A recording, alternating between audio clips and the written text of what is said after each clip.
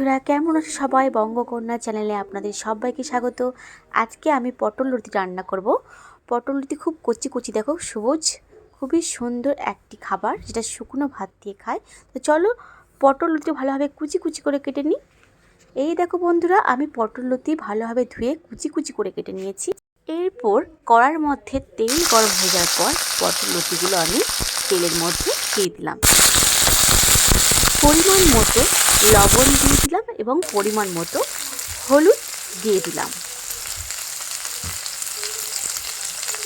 পরিমাণ মতো লবণ হলুদ দিয়ে ভালোভাবে নাড়তে থাকতে হবে। পটল লতি একদম লাল করে ভাজবো না, অল্প পরিমাণে ভাজবো। তারপর পরিমাণ মতো জল দিয়ে দিব। জল দিয়ে দিলাম। এরপর ঢাকা দেওয়ার পর অনেকটাই সেদ্ধ হয়ে গেছিলো। সেদ্ধ হয়ে যাওয়ার পর আমি পোস্ত ওই পটল লতির মধ্যে দিয়ে দিলাম। তো দেখো বন্ধুরা, আমার পটল লতি ফুটে উঠেছে। পোস্ত দিয়ে দেওয়ার পরে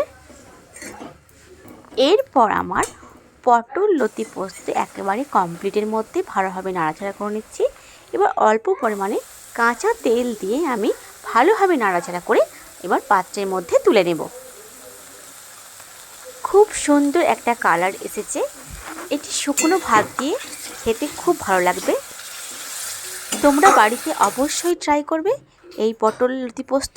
ভালো লাগলে চ্যানেলটিকে সাবস্ক্রাইব করতে ভুলবে না।